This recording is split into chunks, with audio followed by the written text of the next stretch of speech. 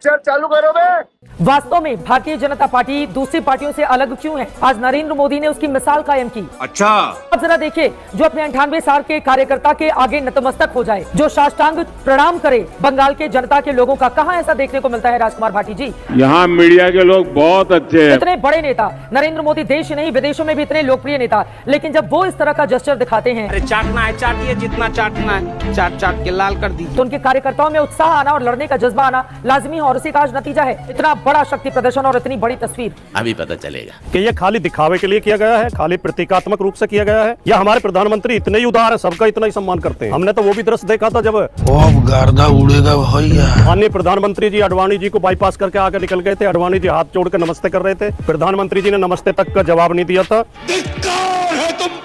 प्रधानमंत्री जी को अगर उदार रहना तो सबके प्रति उदार रहना चाहिए। सिंबॉलिक तरीके से एक आध घटना में कहीं एम्बुलेंस को रास्ता दे दिया, कहीं झालमुड़ी खा ली जाके, इस सज्जन को क्या तकलीफ है भाई? और कहीं एक व्यक्ति को प्रणाम कर लिया और उससे आप महानता का प्रदर्शन करना चाहें कि भाई हम तो बहुत महान है, तो ऐसा तो नहीं होता कि इससे छवि निर्माण होता है। शक्ल देखो कितनी भोली है, लेकिन अंदर से लोमड़ी है। प्रधानमंत्री जी का आकलन जब वो पद छोड़ेंगे तो उनकी उपलब्धियों से किया जाएगा कि उन्होंने अपने कार्यकाल में क्या क्या उपलब्धियां हासिल की हैं, देश को कितने आगे बढ़ाया, लोगों को कितने रोजगार मिले, सही पकड़े हैं, कितनी यूनिवर्सिटियां बनी, कितने हॉस्पिटल बने, कितना विकास हुआ, इन सब चीजों से आर्थिक स्थिति की क्या स्थिति रही। प्रधानमंत्री जी ने जब पहली बार संसद में आए थे चुन के, तो ये कहा था कि मैं संसद को अपराधी विहीन कर दूंगा, ऐसा कानून बनाऊंगा, कोई दागी व्यक्ति चुन के नहीं आएगा। लेकिन संसद में दागियों की संख्या बढ़ती जा रही है। मुझे क्रेडिट नहीं चाहिए। प्रधानमंत्री जी ने कहा था मैं काला धन लेकर आऊंगा स्विस बैंकों से, स्विस बैंकों में काला धन 3 गुना हो गया। न खाऊंगा न खाने दूंगा। प्रधानमंत्री जी ने कहा था रुपए की कीमत में डॉलर के बराबर कर दूंगा। रुपए की कीमत लगातार गिरती जा रही है, रुपए की हालत लगातार कमजोर होती जा रही है। पेट्रोल डीजल लगातार महंगे होते जा रहे हैं। 2 करोड़ रोजगार दूंगा, दिए नहीं गए। शर्म की बात। आकलन तो इन कार्यों से होगा। ये एक फोटो खिंचवा लेना, इससे कभी इतिहास में आकलन नहीं होते हैं। दलाल दलाल, ये तो लेने के देने पड़ गए। बताओ भाई यार, कब कब की बात लेके बैठ रहे हैं भाई? सावरकर की, नेहरू की, अरे भाई जो अब चल रहा है उस पर बात कर लो। पेपर वो तुम्हारे भाई लीक हो रहे, चोरी तुमसे नहीं रुक रही यार। बताओ, बात कर रहे हैं यार नेहरू सावरकर की बात। देखो भाई दोस्तों वीडियो, और भी इसमें क्लिप है, देख के मजा लो, एंजॉय करो। नेहरू का जेल, गांधी का जेल और सावरकर के जेल, दोनों में बड़ा अंतर है। अच्छा, नेहरू के जेल में जलपान भी मिलता था, चाय की चुस्की भी थी, अखबार के पन्ने भी थे, और कलम और कागज जो भी था वो पिता के पत्र पुत्री के नाम के लिए रोशनदान, सारी चीजें व्यवस्था भी थी। ठीक है। सावरकर जिसे दो आजीवन कारावास मिला था, 8 बाई 8 के कमरे, 6 बाई 6 के कमरे, जिसमें एक छोटी सी रोशनी है, यदि आप जाकर के देखा होगा तो अभी भी है बिल्कुल। और जो आदमी मराठी साहित्य का बंकिम माना जाता है, जो समुद्र की लहरों से बात करके अपने नाखूनों से कविता लिखता हो, क्या बात कर रहे हैं? उस सावरकर की तुलना, उसके जेल की तुलना, यदि नेहरू को, ऐसा मैं मानता हूं कि यदि नेहरू को 1 महीना भी रख जाते तो पसीने छूट गए होते। अभी पता चल जाएगा।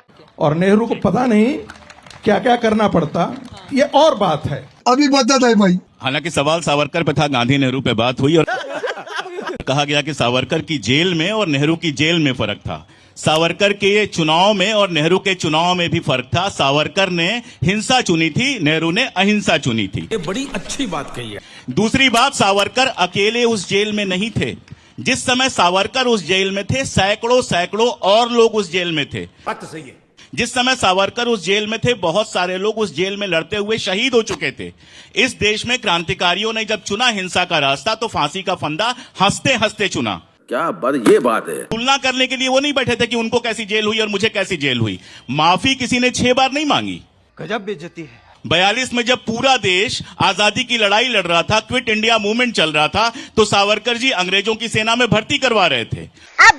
1942 से लेकर 1946 तक अंग्रेजों के बाएं दाएं हाथ कौन थे? बाएं हाथ थे जिन्ना और दाएं हाथ थे सावरकर। क्या पकड़ा है? चित्रा जी मैं इसका उत्तर जरूर। मैंने अभी बात पूरी नहीं की है, मैंने शांति से आपको सुना है, सुनिए आप। मैंने आपसे नहीं बोला है, मैं इनसे बोल रहा हूँ। ठीक है, मैं भी उन्हीं से बोल आप रहा हूँ। अपना धैर्य रखिए और अपना तेवर कम कीजिए।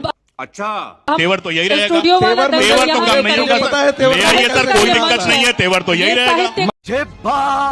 मुझे तेवर मुझे बस हवा निकल गई। कुछ कुछ ये करेंगी। मैं आपको एक बात बता दूं, लोगों ने मेरा चेहरा पता है क्या बनाया? मैं खुशबू पांडे मुसलमान धर्म के अगेंस्ट है। मैं जिहादियों के विरुद्ध हूँ। मुझे आप ये बताएं, जिहादी होते कौन है? जिहादी का मतलब बता। हमको नहीं पता। आप मुझे एक बात बताइए, क्या आपको ये पता है लफ्ज जिहाद का मतलब? दो तरह के जिहाद है। मैं ये बताइए कि जिहाद सही है या गलत है? मैंने कहा जिहाद का मतलब जिहाद का गलत उपयोग, मैं कुरान का कितना मतलब पता है लोगों को? मैंने कहा जिहाद का कुरान का फंस गया सी भाई आपको राम को मानना पड़ेगा। हमारे पास कोई जिम्मेदार, हमारे पिता राम है, अल्लाह नहीं बोले सकते। शाबाश। बुलवा के दिखाओ। बैंड बज गया।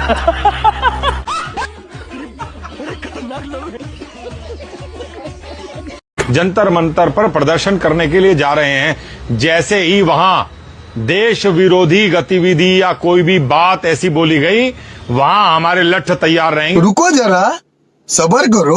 और पहले तू देश क्या होता है ये तो समझ ले भाई। बुद्धिहीन आदमी,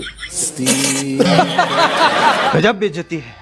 तुझे ये नहीं मालूम कि देश किसका है, देश की व्यवस्थाएं क्या है, लोकतंत्र क्या कहता है। वो कह रहा है देश विरोधी ताकतें कुछ करेंगी तो हम तैयार खड़े।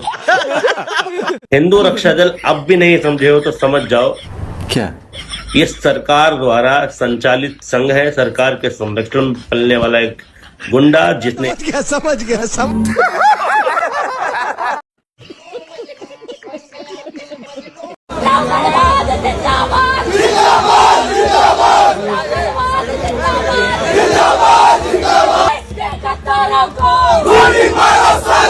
रुको जरा, सबर करो। ब्राह्मण इस देश का दुश्मन है, ब्राह्मण घुसपैठिया है, ब्राह्मण विदेशी है। क्या ब्राह्मण क्या अंकल? ब्राह्मण घुसपैठिया है, विदेशी है, आप बोल। रूस में रहने वाला, और ये यहाँ का नहीं है। अच्छा। ये सब लोग घृणा फैला रहा। और सारी सुनो, सारी इस पे जो है इसने जो है कब्जा कर रखा। सारी पिक्चर ब्राह्मण फिर ब्राह्मण कहाँ से? बताता हूँ। रूस से जो वोल्गा, सुनो वोल्गा, अरे सुनो, रूस की वोल्गा नदी है, सर्च करो उस पे, अभी वहां से आए हैं। और जो है वोल्गा टू गंगा किताब है, उसको पढ़िए, उसमें लिखा है। हाँ शाबाश बेटा। जो इन्होंने कहा गोबर खाने वाले हैं, आप समर्थन करते हैं? हाँ जी, कर रहे हैं समर्थन। इन महाशय की बात सुनो भाई, इनके हिसाब से जो नीट पेपर लीक हुआ वो सरकार ने नहीं कराया। भाई किस तरीके के अंदर पड़े यार, बताओ।